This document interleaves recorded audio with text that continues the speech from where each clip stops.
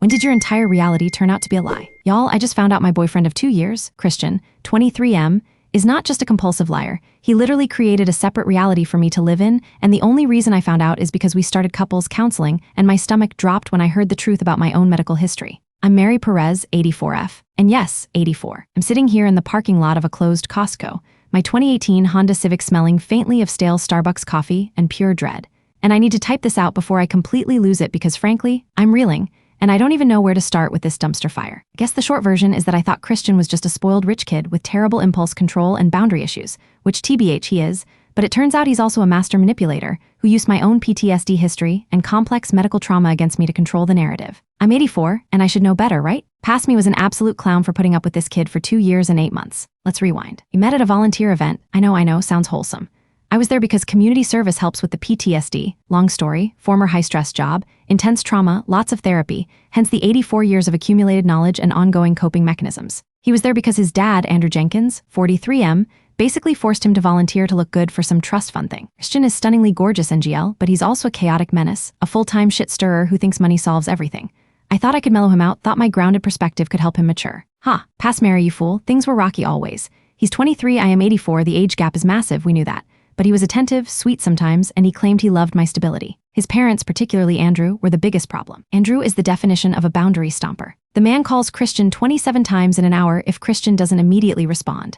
He drops by our apartment 3B unannounced at 7:30 am holding bags of groceries we didn't ask for, demanding to know our meal plan. Andrew thinks that because he pays $1,247 of our $2,400 rent, the rest is covered by my small but secure pension and disability, he gets unlimited access to our lives. Christian always enabled this, claiming, "He's just worried, Mary. He's a grandparent figure to you, basically." I wanted to scream every time he said that, BTW. The real issue started escalating a few months ago, right after I had a really severe medical incident. I was admitted to St. Jude's Hospital for 3 days. It was terrifying, and because of my existing PTSD, which centers around feelings of helplessness and medical intervention, it was really difficult for me to process. I was convinced, absolutely convinced, that the whole incident had been caused by an allergic reaction to a new medication, specifically the one for my chronic pain management. I remember the doctor, Dr. Chen, coming in late that Tuesday at 11:47 a.m. and talking to me about the risks, about how they had to stabilize me, about the potential for long-term impact if I didn't stop taking that specific drug. Christian was there. Andrew was there, hovering, calling every single nurse over to complain about the temperature of the room. I felt foggy, scared, and honestly, a little delirious, but I remember Dr. Chen's words.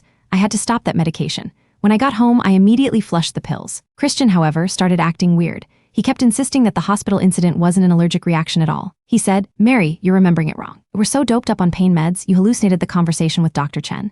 She actually told you it was a severe panic attack compounded by exhaustion." I was like, "Christian, are you crazy? I almost died. They kept me for 3 days. It was the medication." I remember the exact drug name, I remember the exact room number, 314B, I remember the $347 bill that took 3 months to negotiate down. Just smiled this infuriatingly calm, condescending smile. "Babe, honestly, you're being dramatic. You had a terrible anxiety flare-up. The hospital kept you because they were trying to rule things out. You need to stop self-diagnosing based on faulty memory. That never happened. The medication is fine, you just forgot to take it for 2 days, and that threw your system off. You're too sensitive about medication, you know this." This went on for weeks. Every time I brought up the trauma, the cold IVs, the noise, the fear, the fact that I almost had to have emergency surgery, he'd dismiss it. "You're just remembering it wrong, honey. That was the drugs talking, not reality. I was there, I saw what happened, and you're making yourself sick with these false memories." Because I deal with PTSD, and because I know memory can be unreliable during trauma, I started to question myself. Was I crazy? Was I catastrophizing? Was I confusing one incident with another? Christian had literally been there, right? He was young, sharp, his memory should be better than my 84-year-old brain under stress.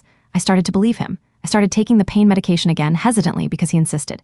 He would literally stand over me to make sure I took it every night at 5:30 p.m. saying, "See, nothing happened. You were just being hysterical." I felt stupid, confused, and profoundly isolated. This gaslighting was just one facet of the Christian experience, though.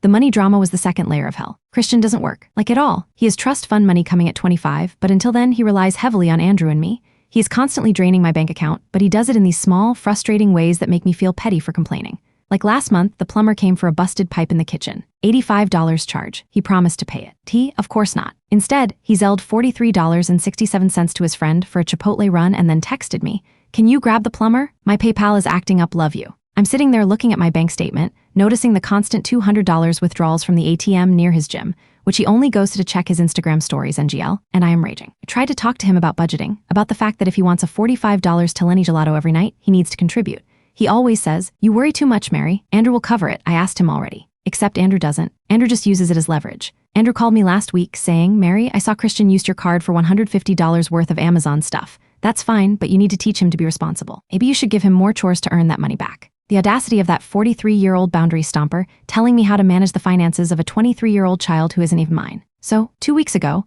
I finally hit my limit after a massive argument over the electricity bill, which was $300, because Christian insists on leaving the AC at 68 degrees while playing Call of Duty all day. I looked at him, truly looked at his smug, beautiful face and said, we are going to counseling. Now, he freaked out. Counseling? Are you serious? Mary, we're fine. You're the one with the issues. The PTSD, the anxiety, the memory problems. You need individual therapy, not us. We are going, I repeated calmly, pulling up the appointment confirmation for Tuesday at 3:00 p.m. I can't live like this, Christian. I need a third party to confirm if I am actually losing my mind or if you are deliberately making me feel crazy. He sulked, put on his AirPods, and started scrolling through TikTok, occasionally sighing dramatically. The first session was last Tuesday. We met Dr. Anya, a lovely, calm woman in a very beige office on the 5th floor. I started off explaining the constant arguments, the financial stress, the fact that he leaves his dirty socks literally everywhere, and that I am 84 and feel like I am raising a moody toddler.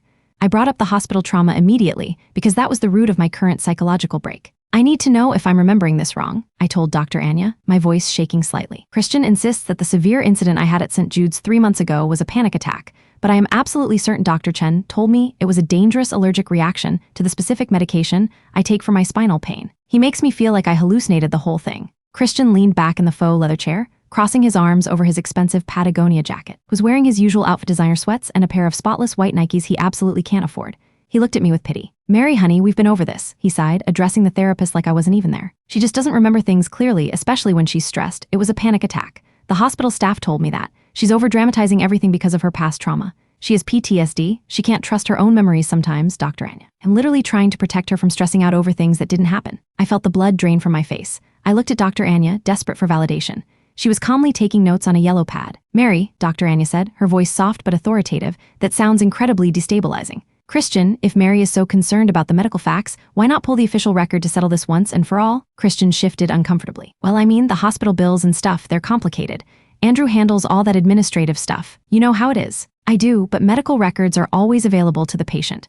For Mary's peace of mind, it seems like a necessary step for reconciliation. Wouldn't you agree? Dr. Anya pressed. Christian mumbled something about needing to talk to Andrew first, about how Andrew keeps all the passwords on his work computer, about how his iPhone 14 storage was full so he couldn't download the hospital portal app.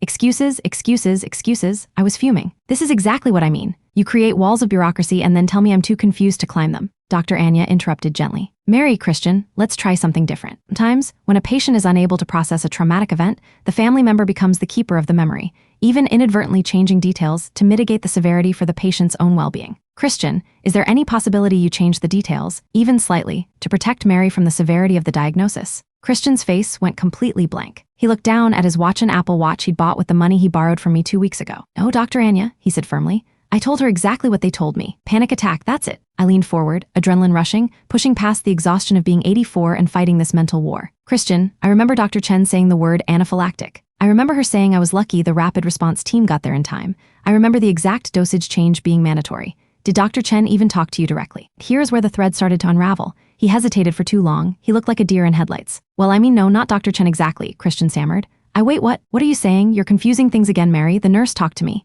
Which nurse? What did she say? I demanded. She said it was stress, Mary. Stop overreacting, he insisted, his voice rising, the shit stirrer finally showing his stress. Dr. Anya cleared her throat. Christian, I need you to be completely honest here. When Mary was in the hospital, who was designated as the primary contact, Christian looked away. Andrew, I was shocked. Wait, what?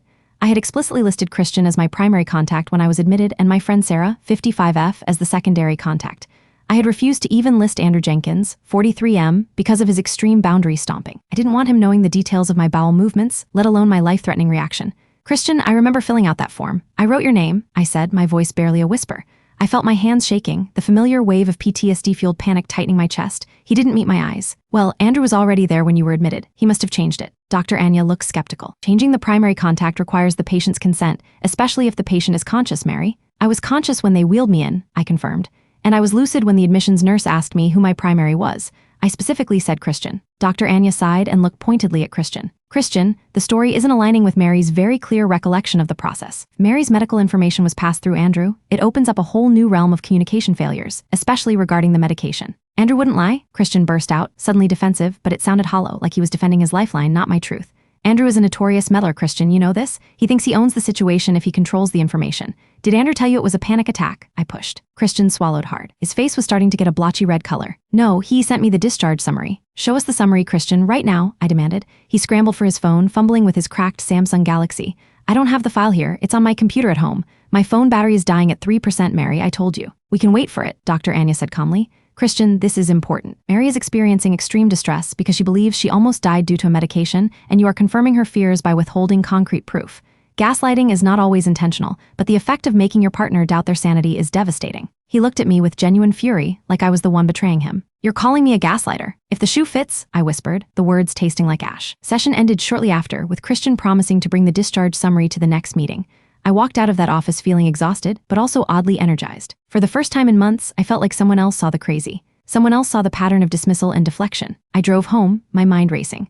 I was already planning to pack a bag. I couldn't stay in apartment 3B another night if he wasn't going to show me that document. If he was lying about this, what else was he lying about? The $200 ATM withdrawals? The $1,247 rent share? When I got to the apartment, Christian was already home, pacing, talking frantically on the phone. I heard snippets. She's losing it, Dad. She's actually losing it. The doctor is grilling me. You have to find that document and make sure it says panic attack. Otherwise, she's going to freak out. My stomach dropped to the floor. I was talking to Andrew. He wasn't just enabling the lie. He was actually coordinating the cover-up with the boundary stomper himself. I stood in the doorway, letting the shopping bags I was holding, Costco run for toilet paper, and the Talenti gelato he demanded fall to the floor with a loud thud. Christian snapped the phone shut, his face white. Mary, you're early. I was just calling to check on you. Don't, I said, holding up a hand. Don't you dare lie to me again. You were talking to Andrew. You were telling him to forge or find a document that supports your lie about the hospital. No, I wasn't. I was telling him you're still upset about the panic attack. He was offering to call the hospital to get the official records for us to help your memory. Christian was a terrible liar when cornered. His voice was too high, his breathing too fast. Christian, I said, walking closer, I'm 84 years old, I've been through a war zone of my own making, and I have 5 degrees. I'm not an idiot, and I'm certainly not deaf. You just asked him to cover for you. Mary, you're being dramatic, you're stressed. You didn't hear it right. It's the PTSD, honey, you need to calm down. He used the PTSD as a weapon instantly. That was it. The gaslighting term the therapist used suddenly crystallized everything. It wasn't just forgetful or minimizing. He was actively manipulating my perception of reality, using my genuine, documented trauma as the instrument of my own psychological breakdown. Get out, I said, the rage building in my chest. I saw red. I wanted to key his BMW he can't afford. I wanted to smash his new gaming console. But I settled on a quiet, controlled fury. Get your designer sweats and your filthy Apple Watch and get out of this apartment. Right now. Mary, you're overreacting. Where would I go? I don't have a car. You drove us here. This is my home too. Andrew paid the rent. Andrew paid half the rent, and my money keeps you in Ben & Jerry's and Netflix subscriptions, I countered. I don't care. Go sleep on Andrew's ridiculously expensive sectional. I'll cash app you $50 for a Uber and a Chick-fil-A sandwich, but you are leaving. I'm changing the Ring doorbell password and the Wi-Fi password right now, so if I see your little face trying to connect, I am calling the police. He tried to argue, he pleaded, he pulled out the classic, after all I've done for you. Line which, what exactly, Christian? Ordering Seamless? But I was done, just done. I walked into the bedroom and started throwing his clothes, mostly those ridiculously branded shirts, into an IKEA bag he bought last week. He grabbed my arm. Mary, stop. What if I prove it to you? What if I call Andrew right now and we get the document and it says panic attack? Will you be sorry? I want the document, I said, staring him down. If the document proves you're right, fine, I'll apologize for calling you a liar, but I still want you out. This level of manipulation, even if it's protective, is toxic. I need space to figure out who I even am without you telling me what happened yesterday. He looked defeated. He grabbed his phone and started texting Andrew frantically. I could see the screen from where I was standing. Triple texts, all caps. He showed me the last text from Andrew. Andrew texted, calm down, Christian, I'm on it, I found the discharge paperwork. It's scanned, I'm sending it to you now. Don't let her read the notes though. Just show her the bold part at the top that says stabilized. See, Christian said, shoving the phone at my face. He's sending it, we'll read it together. No, we won't, I said, snatching the phone from his hand. I will read it, and I will read the entire thing, every single note, because I have a right to my own medical truth. I opened the attachment. It was a poorly scanned PDF. The image was grainy, probably taken on Andrew's old Android. My heart was pounding. I scrolled past the admitting notes, past the insurance nightmare section, past the pharmacy notes, and finally I got to the discharge summary. Very top indeed had a large bold header, patient STBLZD and discharged. Christian was breathing down my neck. See, Mary, stabilized, nothing crazy, just a freak out. I scrolled down to the diagnosis and treatment plan section. The first line of the diagnosis read, severe anaphylactic shock T63-6, precipitated by allergic reaction to specific pain medication name. It wasn't a panic attack. It was a life-threatening allergic reaction. Dr. Chen's instructions were clearly listed, in bold red font, immediate discontinuation of medication. My vision went blurry. I felt dizzy, physically ill. The ringing in my ears was so loud it drowned out the sound of Christian gasping. He hadn't been minimizing the trauma. He hadn't been forgetful. He and Andrew had conspired to lie to me about a life-threatening medical event for 3 months, forcing me to continue taking a drug that almost killed me. Also, he could avoid admitting he forgot to take me to the pharmacy that one day and needed an excuse for why I was sick. No, that couldn't be right. I scrolled further, desperate to see the notes Andrew told him not to show me. And that is when I saw the paragraph, highlighted in yellow under the heading, Patient's Proxy Consultation. It said, Patient's primary proxy, Mr. Christian Patterson, 23M, was informed of the severe nature of the allergic reaction and the mandatory discontinuation of the medication. Mr. Patterson expressed concern that patient Perez will forget the instructions due to her age and memory issues, and requested that a modified explanation be provided to her, emphasizing stress and anxiety as the primary cause, to prevent patient Perez from overreacting or stressing about the severity of her condition. I looked up at Christian, who was now sweating profusely, trying desperately to grab the phone back. You didn't just forget, Christian, I whispered, the rage turning into a cold, terrifying calm. You deliberately told the hospital staff to lie to me and minimize my condition, and then you kept forcing me to take the drug that almost killed me. He tried to backtrack. No, I was trying to protect you. Andrew told me to. He said you'd be less anxious if you thought it was just stress. He said it was for your PTSD. Andrew is 43 and you are 23. We both decided, without my consent, that my actual life-threatening medical reality was too much for my old lady brain to handle, so you created a fictional, safe reality for me to inhabit, I said, standing my ground. My hands were shaking so hard I could barely hold the phone, but I didn't drop it. I love you, Mary. I was trying to save you from yourself, he pleaded. It was Andrew's idea. He said you were too fragile after the previous traumas. Please, look at me. I did it for us. I took a deep breath. I was going to call the police. I was going to call the therapist. I was going to call Dr. Chen and report this. But before I could say anything, Christian's phone rang. It was Andrew Jenkins, 43M, FaceTiming. Christian immediately lunged for the phone. I sidestepped him, hitting accept. Andrew's face popped up, looking frantic and flushed. Christian, tell me you only showed her the top part. Did she see the notes? I need to coordinate the story now. The therapist is going to ask about this next week. Andrew looked straight at me, his eyes widening as he realized I was holding the phone, not Christian. Mary, Andrew started, his voice suddenly smooth and patronizing. Honey, you need to understand, we did this for your own good. We were worried the truth would trigger your PTSD. Christian was just following my advice. You're 84, your health is delicate, and we didn't want you to worry your pretty little head over a medication mix-up. It's our responsibility as your family to filter the bad news. I felt the blood roaring in my ears. I didn't say anything. I just stared at the screen. Andrew kept talking, scrambling. I'm coming over right now. I'll explain everything. Just put Christian on the line. We can fix this. We can tell the therapist you had a misunderstanding. I can pay for a vacation, Mary. Tell me what you need. I'll pay for everything. We can go to Paris. Just don't say anything to Dr. Anya. We'll handle this privately, okay? I'm already in my car. I'll be there in 20 minutes. Don't do anything stupid, Mary. He was coming over. Andrew was coming over to smooth this over, to gaslight me in person, to coordinate the story, to buy my silence with a Paris trip. I muted the phone, looking at Christian, who was standing there helpless and terrified, realizing the full scope of the disaster he'd invited into our home. You need to be gone before he gets here, I told Christian. You have 5 minutes. Christian, knowing I was serious, grabbed his IKEA bag, his headphones, and a forgotten Talenti container. He didn't even argue. He bolted out the door of apartment 3B. I heard the Honda Civic's engine start and peel out of the parking lot. He took my car keys. Of course he did. The shit stirrer always takes something vital. I was left standing in the apartment, staring at the unlocked phone in my hand, Andrew Jenkins, 43M, still yammering on the muted FaceTime about how much he loves me and how he's practically a son to me and how we need to keep this just between family. My actual medical record, the undeniable proof of the 3 months of calculated medical abuse and gaslighting, was staring at me from the screen, and Andrew was pulling up. I heard the distinct sound of his obnoxious BMW that he can afford, the one with the loud engine, pulling into the parking lot. I heard the car door slam, and then the heavy, deliberate footsteps coming up the stairs toward apartment 3B. He was here. I was 84 years old, alone, trapped in my apartment with a newly confirmed pathological liar's father, who was actively coming to suppress the truth of my life-threatening illness, and my car was gone. I didn't have time to process the sheer terror and rage I felt. I had about 30 seconds before Andrew punched in the gate code. I had to choose, hide the evidence and lock myself in the bathroom, or confront the boundary stomper who orchestrated the whole thing. I looked at the phone, then at the front door. I clicked the volume button up so Andrew could hear me. I was shaking, yes, but I was also 84 and I was done being messed with. Andrew, I said, my voice cutting through his continuous, muffled pleas. I see the notes. I know you told the hospital to lie, and I know you told Christian to force me to take the medication that almost killed me. Silence from the phone. And then a furious bang on the door of apartment 3B. Mary, open the door right now. We need to talk about this before you do something you regret. Andrew yelled from the hallway. I walked toward the door, not unlocking it, but resting my hand on the cold wood, the phone pressed against my ear so he could hear every sound. You're not coming in, I told him, my voice steady despite the seismic shift happening in my soul. And we are not talking about this privately. You're talking about this in front of Dr. Anya next Tuesday, and you, Andrew Jenkins, will be sitting in that beige chair right next to your son, or I will be calling the police and the medical board. Another pounding crash against the door, harder this time. You are being completely irrational. You don't know who you are dealing with, Mary. This is a medical decision. You need to calm down, Andrew shouted. Open this door or I'm calling the landlord. I'm an investor in this building. Don't bother, I replied, feeling the adrenaline flood my system, pushing the fear aside. I already have the documentation, Andrew, and since Christian took my car and my keys, I have nothing left to lose. I'll see you in therapy or I'll see you in court. And then I heard the faint, terrifying sound of a key fumbling in the deadbolt. a key Andrew should not have. He was trying to get in. He was going to try to shut me down personally. I stared at the lock, my heart hammering against my ribs, realizing that the boundary stomper had just found a way to invade the last physical boundary I had left. The lock clicked just once, and I knew I had seconds. I needed help, and I needed to know how the hell Andrew Jenkins got a spare key to my apartment. Y'all, I am typing this right now sitting on an inflatable air mattress in my friend Sarah's guest bedroom, surrounded by boxes of old Christmas ornaments she hasn't put away yet.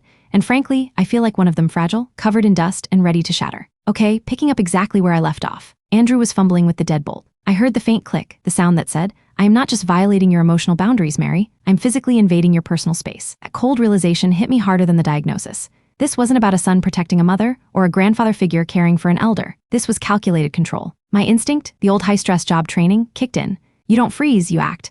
I was still holding Christian's phone with the damning discharge summary open on the screen, Andrew's face still muted on the FaceTime call. I dropped the phone on the thick Persian rug in the living room, hit the speaker button, and grabbed the first thing I saw that could function as a barrier, the kitchen bar stool. Andrew was still grunting outside the door, trying to push the deadbolt all the way back.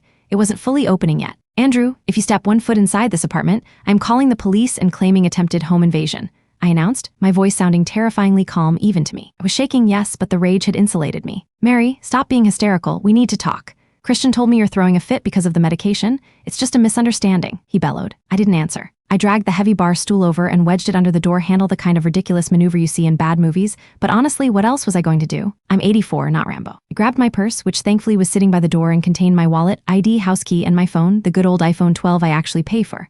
I did a quick inventory. Glasses? Check. Pills? Check. Essential cash? Check. I realized I couldn't stay.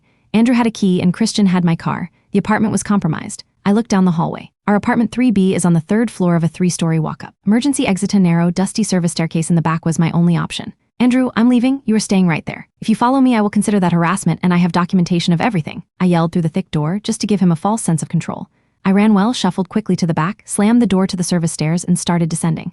I literally tripped twice. Being 84 is a terrible time to try to make a dramatic exit, TBH. I burst out the back door and stumbled into the alleyway behind the building. The apartment complex is right next to a busy, but not glamorous, commercial strip. I needed an Uber immediately, but my battery was at 14%.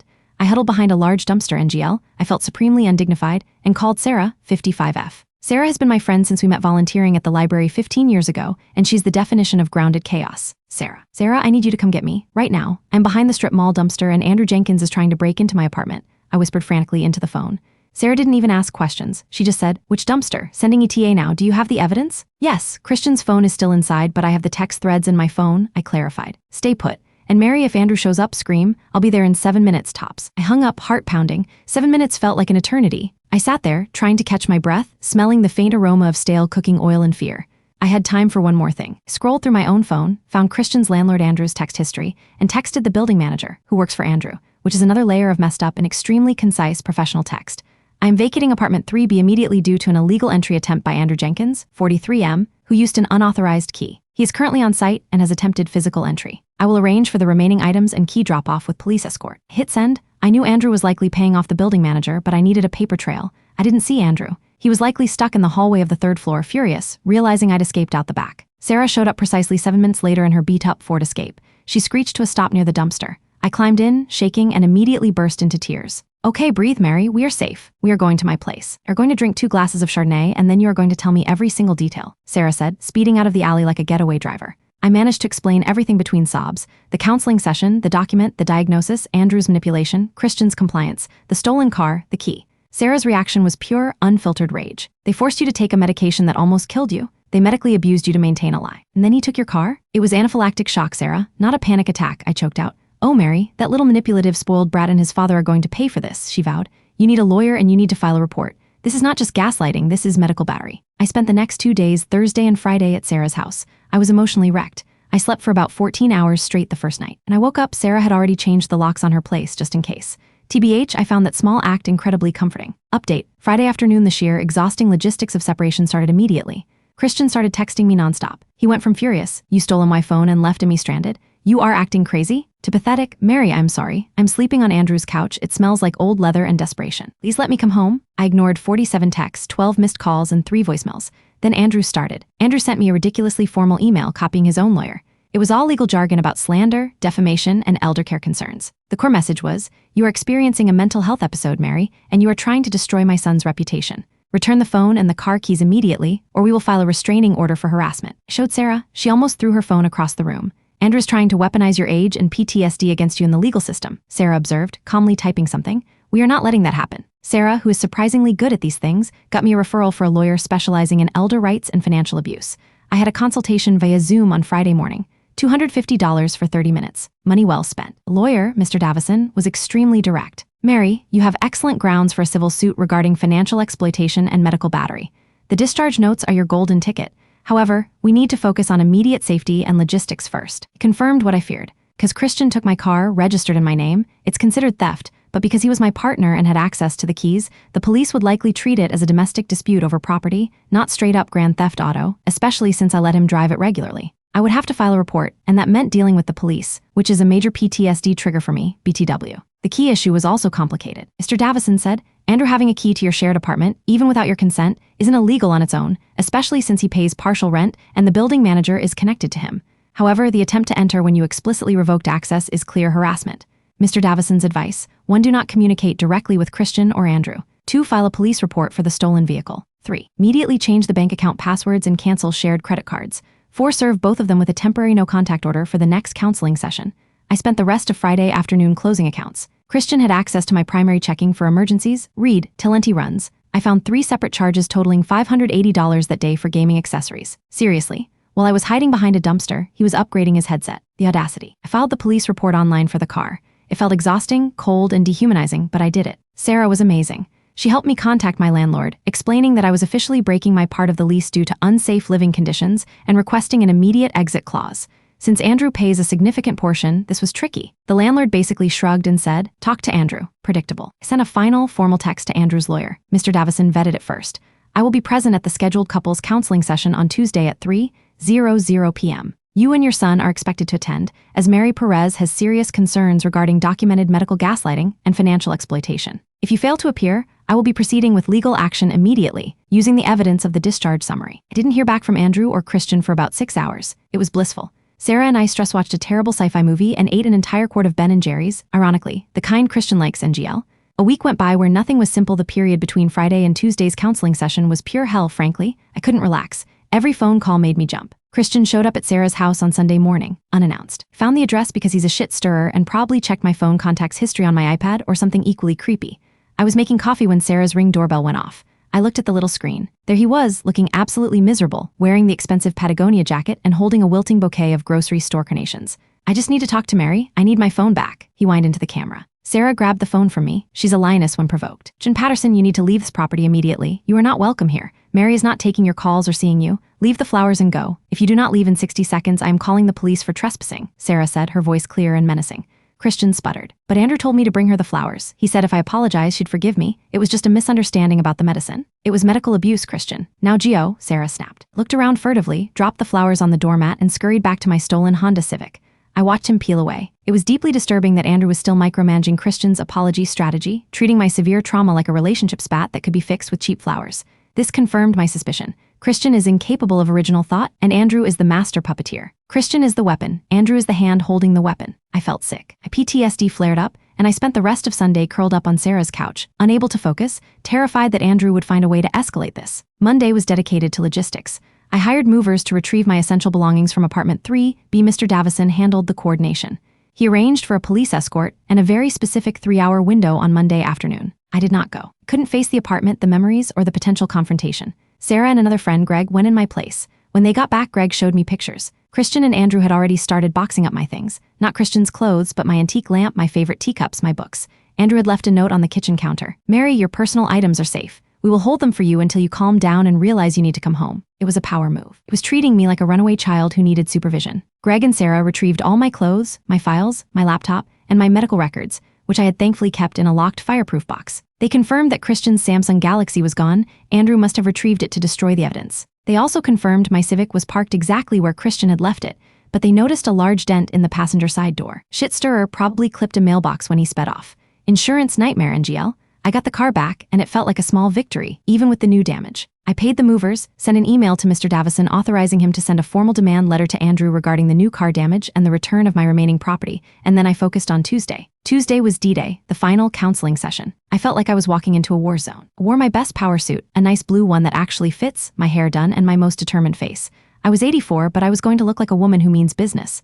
I arrived at Dr. Anya's office 15 minutes early. Sarah insisted on driving me, sitting in the waiting room and holding my purse just in case. Dr. Anya greeted me calmly. "Mary, thank you for coming. I received the no-contact notice from your attorney. I also received a very long, convoluted phone call from Andrew Jenkins' attorney yesterday, claiming that this session is unnecessary and that you are having a breakdown." "I am having a breakdown, Dr. Anya," I said honestly. "But it's not because of my PTSD, it's because I found out my partner and his father conspired to lie about a life-threatening illness." Dr. Anya looked at me over her glasses. "I also received a fax document this morning, copy of the hospital discharge summary." My heart stopped. "From Christian? Number from Andrew Jenkins' lawyer," she said, leaning forward. "It seems that Andrew and Christian have realized they cannot suppress this evidence. However, Andrew's lawyer included a letter arguing that the modification of information was an act of compassionate care for an elderly, fragile relative with a history of anxiety and trauma. Compassionate care. LOL. At 3:00 p.m. exactly, the door opened. Christian and Andrew walked in. Christian, 23M, looked terrible. He was wearing the same expensive sweats, but they looked crumpled and his eyes were red and puffy. He looked terrified. He wouldn't look at me. Andrew, 43M, looked impeccably tailored, wearing a crisp white shirt and a smug, placating smile. The boundary stomper was clearly trying to project control and reasonableness. Andrew immediately took the conversational lead, addressing Dr. Anya, not me. "Dr. Anya, thank you for meeting with us. I regret that Mary has completely overreacted to a benign communication error," Andrew started smoothly. "It wasn't benign, Andrew," I cut him off, my voice steady. "It was severe anaphylactic shock caused by the medication. You knew this, and you told Christian to lie about it, thus forcing me to continue taking the very drug that almost killed me." Andrew sighed dramatically, looking at Dr. Anya like I was a difficult toddler. "See, Dr. Anya? She's spiraling. Mary, darling, we were trying to protect you from the shock of the diagnosis. You're A84, we love you, we are family." "We are not family, Andrew. We are two people who dated your child, and you are a manipulative accountant who thinks money buys control over other people's bodies," I countered. "I have the discharge notes. I read the section where you instructed the hospital staff to deliberately mislead me." Christian finally spoke, stammering. "Mary, I didn't know it was that bad. Andrew just told me to tell you it was a panic attack. He said the doctor said it was fine to keep taking the pills, just to make you calm." Dr. Anya stepped in, her tone shifting from therapeutic calm to professional authority. "Andrew, based on the notes you provided to my office this morning, it appears that you were the designated proxy, and you explicitly requested that the medical team withhold the correct, severe diagnosis from Mary." Andrew scoffed. "And what's your point? As her family proxy, I have the right to determine what information is appropriate for her mental state. She has severe PTSD. The shock could have caused a stroke. I was making a necessary executive decision in her best interest." "No, Andrew," Dr. Anya said sharply. "You do not. That decision violates patient autonomy and is highly unethical, if not illegal. Furthermore, your instruction to Christian to have Mary continue taking the medication is extremely concerning, especially given the clear mandatory instructions in the discharge summary to discontinue use immediately." Andrew blinked, realizing he couldn't charm his way out of this with the therapist. The narrative was slipping. "Christian, did Andrew instruct you to ensure Mary kept taking the pain medication, even after he received the discharge summary?" Dr. Anya asked. Christian looked at his father, then at me. His lower lip started to tremble. He was stuck between his financial lifeline and the truth. "Yes," Christian whispered. He said it was fine, she just needed to stay on the schedule, and if she took the pills, she would stop being paranoid about the panic attack." Andrew's face went white. He had clearly expected Christian to maintain the protective proxy line. "Andrew, your own son has just confirmed that you perpetuated a medical lie that could have killed Mary, specifically so you could continue controlling the narrative of her health," Dr. Anya stated, folding her hands. Andrew finally exploded. He stood up, knocking his beige chair slightly. "This is ridiculous. I am leaving. Mary, you are going to regret this. You are throwing away your life over a perceived slight. We are family. I pay your rent. I fund your life." "You pay for Christian's bad habits, Andrew. Not my life," I responded, utterly cold. "And you don't own me. I have never been your project, your investment, or your dependent. I am 84 years old and capable of handling my own medical reality, no matter how harsh. I need you both to understand something. You used my genuine trauma, my PTSD, as a weapon against me, and I will never forgive you for that." I looked directly at Christian. He was crying silently now. "Christian, you enabled him because you are weak and desperate for his money. You chose your trust fund over my life. That is the truth. I am ending our relationship immediately. You need to grow up, and Andrew needs to learn what boundaries are," I finished. Andrew scoffed and stormed out of the office, slamming the door. The sound echoed dramatically. Christian remained seated, sobbing quietly. "Mary, please, I love you," he pleaded. "I was just scared of him. He controls everything. I didn't want you to die. He said I was saving you from the stress." "If you loved me, Christian, you would have shown me the document the moment you received it," I said, standing up. "You didn't. You actively participated in the manipulation for 3 months. That isn't love, that's cruelty. I wish you well, but I never want to see you again. My lawyer will be in touch about the car damage and the remaining items." I left. I didn't look back. Dr. Anya handled the paperwork, and Sarah drove me away from that beige office, away from Christian's tears, and away from Andrew's looming threat. So 2 days later, I'm living the messy reality. I'm officially staying with Sarah temporarily. I secured a small, one-bedroom apartment in a much less convenient part of the city, but it's affordable, and most importantly, Andrew doesn't know the address. I sign the lease next week. The financial fallout is the most frustrating part. Christian managed to drain my checking account down to $472 before I locked it down. I have my pension and disability, which are secure, thank God, but I have a $3,000 credit card bill that Christian racked up over the last month buying essentials. A new drone, a Supreme hoodie, $700 worth of video games. Mr. Davison is handling the demand letter for repayment. Christian's lawyer responded, saying Christian has no independent income and is not legally responsible for shared household debt. Typical. I'm going to have to eat most of that for now, which honestly stings more than the betrayal sometimes. The car damage is also a headache. My insurance company is giving me the runaround because I can't clearly prove Christian was acting maliciously when he hit whatever he hit, just that he was being reckless while using my property without permission. Update: this morning I got the most bizarre text. It was from an unknown number. I almost deleted it thinking it was spam, but the content made my stomach drop. The text read, "Mary, this is Andrew. I know where Sarah lives. I saw you driving the Civic this morning. You have until Friday to return my son's belongings and drop the legal threats, or I will ensure your rent at the new place you're looking at is significantly raised. I have contacts. Let's resolve this like adults." He saw me. He was stalking us, and he was leveraging his financial power not just over Christian, but over me to force my hand. I immediately forwarded the screenshot to Mr. Davison, who replied within 90 seconds. "Texting threats and surveillance constitute harassment. This is evidence we can use for the restraining order. Do not respond. I am drafting the petition now." Thought of filing a restraining order against Andrew Jenkins, the man who called me honey while organizing my medical mistreatment, feels unreal. But I have to do it. He won't stop otherwise. I had a moment of weakness yesterday. I was organizing the boxes and I found a ridiculous, overly sentimental, hand-drawn card Christian made me for my 82nd birthday. It said, "You are the greatest stability in my chaotic world." I almost laughed. The irony is staggering. I thought I was his stability, but in reality I was just his safe space to be an absolute menace without consequence. My stability was what he actively tried to destroy. I texted Sarah, "I'm having a hard day. I miss the illusion of companionship." She just sent back, "You miss the Talenti. Go buy some better gelato, and then block those numbers. We are filing the paperwork tomorrow." She's right, of course. I went to the store and bought a pint of the super fancy, local, $12 gelato I couldn't afford when Christian was around, because he always insisted on the cheaper, sugary stuff. That felt like a massive victory, NGL. I also finally called Dr. Chen, the original doctor from St. Jude's. I explained the situation calmly, citing the notes from the discharge summary. She was horrified, apologized profusely for the hospital staff being manipulated by Andrew and Christian, and she immediately put a note in my file that my medical information is never to be released to Andrew Jenkins or Christian Patterson under any circumstances. She also confirmed that yes, the anaphylactic shock was severe, and yes, continuing the medication could have been fatal. That phone call gave me a strange sense of closure and pure, justified anger. I wasn't crazy. I wasn't paranoid. I was right. My memory was sharp and they tried to break it. 3 days after that today, I'm sitting here, waiting for Mr. Davison to call me back about the restraining order hearing date. I've blocked both Christian and Andrew's known numbers, but Andrew is using burner phones. That's how pathetic this man is. He's resorting to burner phones to threaten an 84-year-old woman about her choice of rent prices. Christian tried to contact me via Venmo. Seriously. Sent a Venmo request for $580 with the description, "I need this back, Mary. You stole my gaming accessories. I forgive you though." I declined the request and reported the transaction for harassment. This is the level of maturity I dealt with for 2 years and 8 months. I'm moving my stuff into the new apartment on Saturday. Sarah and Greg are helping. It's small, but it has a balcony and it's quiet. I realized something profound last night. I thought I was helping Christian mature, that my stability was a gift to him. But actually, I was letting him use my PTSD as a tool against me. Every time he used the phrase, "You're just remembering it wrong, Mary," it's the trauma. He was leveraging my genuine vulnerability for his selfish ends. My own coping mechanisms became weapons he wielded. I am not proud of putting up with the disrespect for so long. Petty financial issues, the constant arguments, the enablement of Andrew. I minimized it all because I wanted the companionship, the attention, the illusion of a life that wasn't just old age and medical issues. The resolution is still ongoing. Christian still has my property, though I'm not fighting for the old IKEA bag of clothes. He can keep that, and I'm still dealing with the financial wreckage. Andrew is still threatening me. But the most important resolution happened inside my head. I know the truth. My life is mine. My memories are valid. My medical history is real. I'm 84 and I should know better, right? Yes, maybe. But sometimes when you are lonely, you accept the lies that come wrapped in a beautiful young package. I'm done accepting lies. Yesterday, I was unpacking a box of old photos and I found a picture of myself, circa 1978, looking fierce in a jumpsuit.